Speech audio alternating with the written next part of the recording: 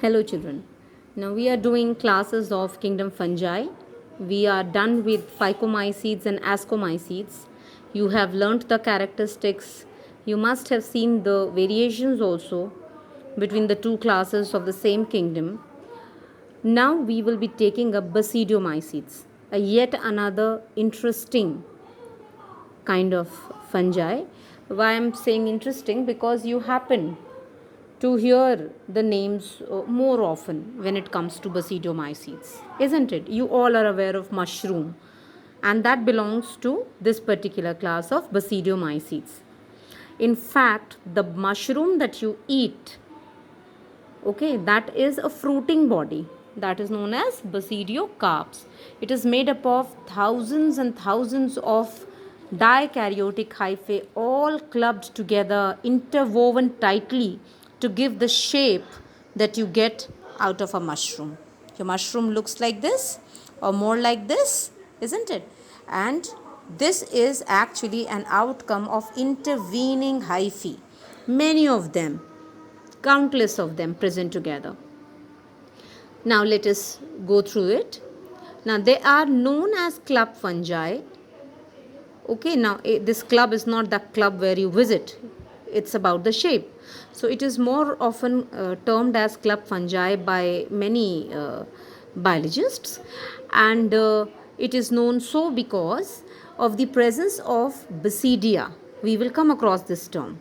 Okay, so basidia, which appears club shaped. So since that basidia, the structure basidium singularly, is of club shape, that is why the term has been given to basidiomycetes, this club fungi. Okay. Now it is known by interesting names such as mushrooms, bracket fungi, of puff balls. Okay. Now, as far as where it can grow, I mean, everywhere. It is growing in soil, logs, tree stumps, and plus, it is also economically important and rather very harmful to our crops because it is also parasitizing the living plants on a very large scale. You must have heard of rust and smuts. You know, when you will touch the inflorescence of certain crops, from top it will appear as if everything is good, but the moment you will try to touch it up and rub it, you will see that it is all empty from inside, and powdery things are coming from inside. So that is the effect of rust and smuts.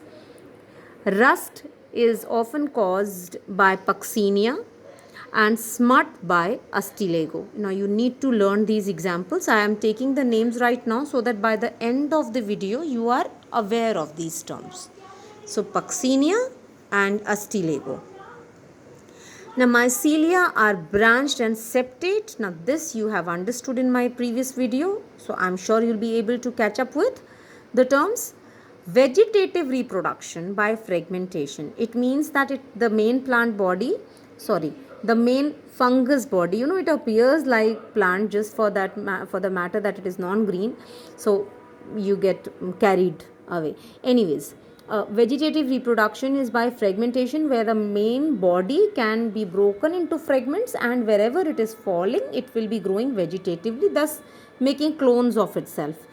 Now, vegetative propagation, reproduction and fragmentation are the terms that you have already done, and you know that it is just the production of clones from any part of the plant or any organism we are talking about.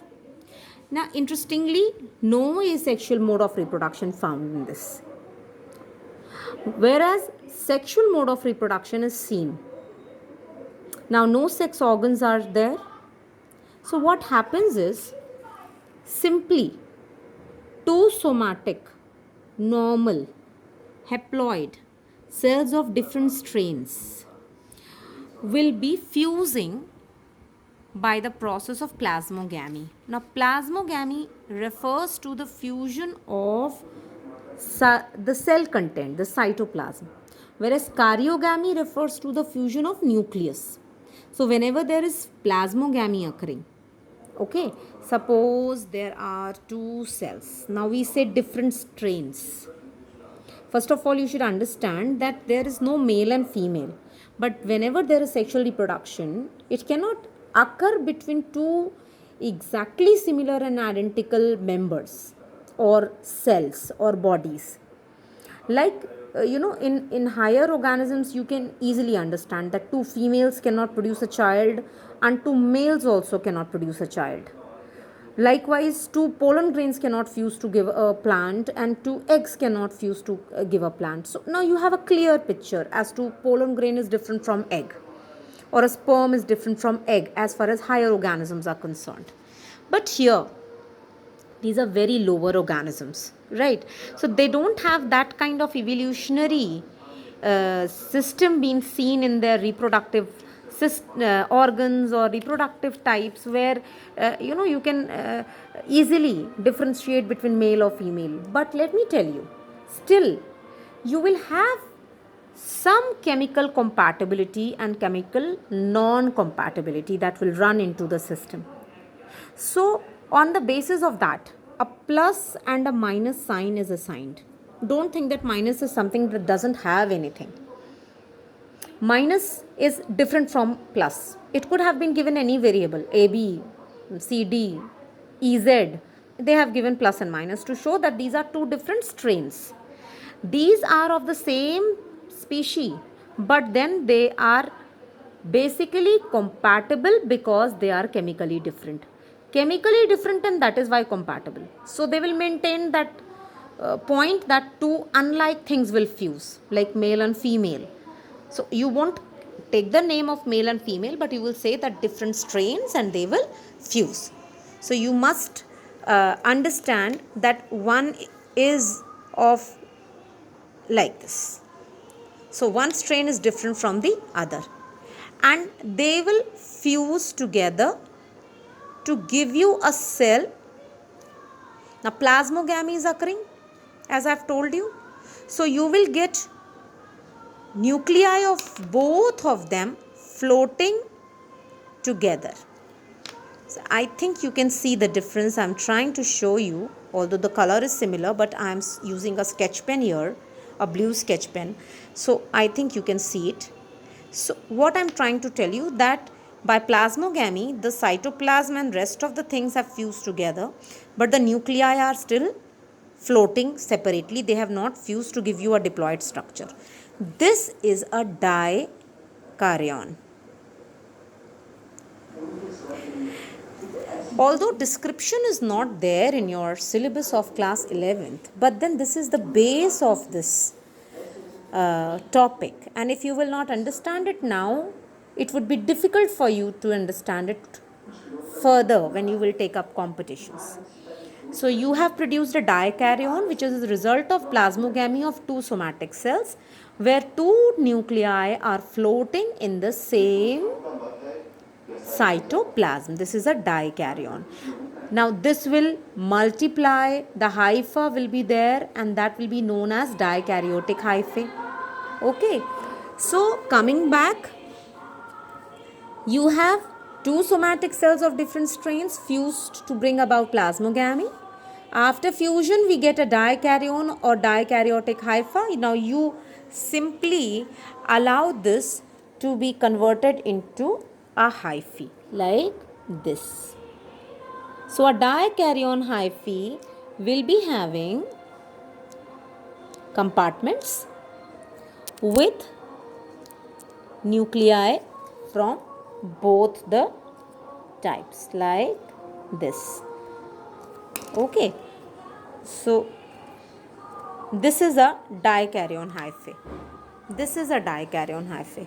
Okay, so why hyphae? Because there will be many of them, plural. So hyphae, otherwise hypha. So now you have a dikaryon hypha. Now this will grow and grow and grow and will be forming basidium or basidia later. Okay. Now these dikaryon hyphae will be interwoven with each other to give this kind of structure.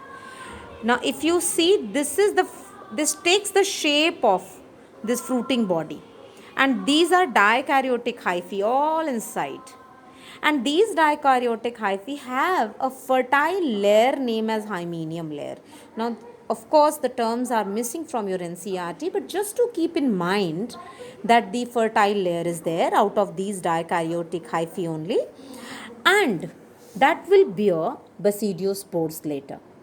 Okay, so now you have got a basidium that will be formed now.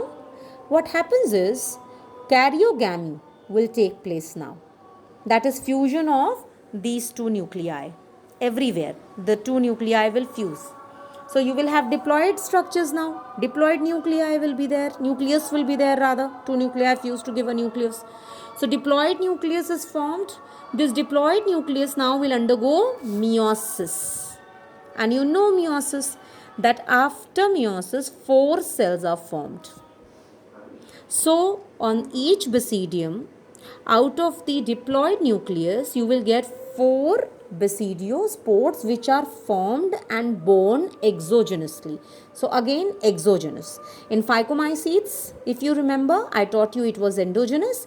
Then in ascomycetes also, and in basidiomycetes also, you have exogenous. In Penicillium notatum, if you remember, you have seen exogenous conidia, and here you are also seeing exogenous basidiospores. Okay, but in phycomycetes, sexual mode of reproduction had ascospores which were formed endogenously. It had asexual spores formed exogenously, and the sexual spores formed endogenously. Just brushing up ascomycetes along with. Whereas here, asexual mode of reproduction is completely absent, and sexual mode of reproduction is actually present outside, and so it is born exogenously.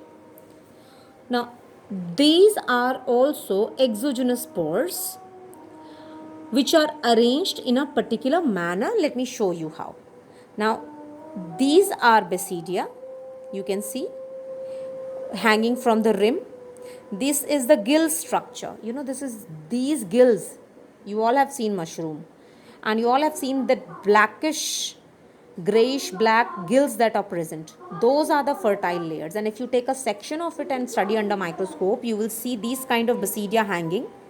Now their karyogamy has occurred, and because of that karyogamy, the diploid nucleus has undergone meiosis, and all the 4 nuclei are distributed into these 4 basidiospores. So these are the 4 basidiospores which are now haploid because meiosis has already taken place.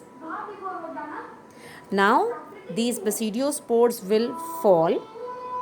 Always remember that 2 of them will be of one strain and 2 of them will be of another strain. So you can mark it like that if you wish. So either they will fall and they can fuse, or they will fall and each of them will be forming independent hyphae, like the minus will be forming this one supposingly is going to, when it will fall, it is going to give rise to hyphae, normal hyphae, monokaryon. No, when 2 nuclei are there, it is dikaryon. When 1 nuclei is there, it is monokaryon. And the other one would be forming, just to diversify, I am trying to use this. So this is how, you know, a plus and a minus strain, as we started off, this will be formed in the soil. Now they will remain like that. Again they will fuse. Again a dikaryon will be formed like this, and the dikaryon will again.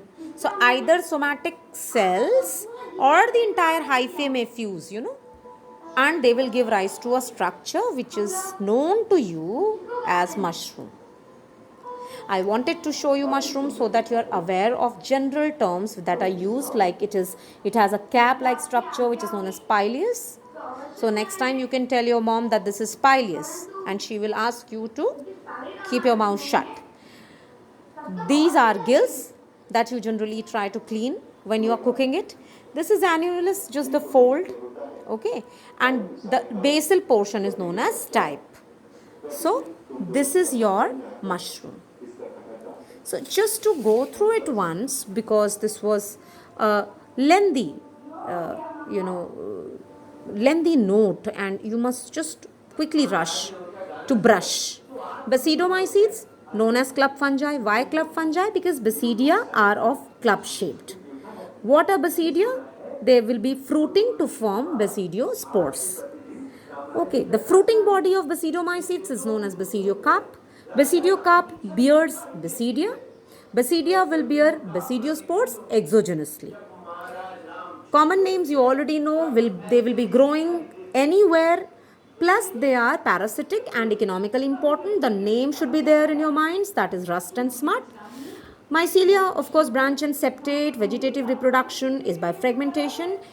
Important point is sexual mode of reproduction absent. That was there in Phycomycetes and it was there in the Ascomycetes as well. Sex organs are absent. Simple somatic cells or the somatic hypha will fuse together and will first undergo plasmogamy. That is, the cytoplasms or the cell contents will fuse, but the nuclei will be floating. That will be giving you a dikaryon, as I've told you here. That is a dikaryon, and that here now onwards in the dikaryon, after some period of time, they will be undergoing karyogamy, and by meiosis they will form 4 haploid nucleus which will be pushed into basidiospores. So after meiosis you get basidiospores. They are exogenously born on basidia. Okay, the basidia are arranged in the fruiting body. Fruiting body is your mushroom. Why I am taking the name of mushroom again and again? So that it can fix in your brains and you can at least relate to one of the examples. Of course, we have other examples, but we connect to this one. Examples to know: smut, rust and mushroom. SRM University, the ad keeps on coming for this. So keep it in mind. SRM University. Smut, rust, mushroom. And UPA, Astilego, Puccinia, agaricus. These are the common names. These are the biological names. Smut, Astilego, rust, Puccinia and mushroom, agaricus. Okay. I'm sure you must have an insight now of this particular topic. See you in the next with the next topic, children.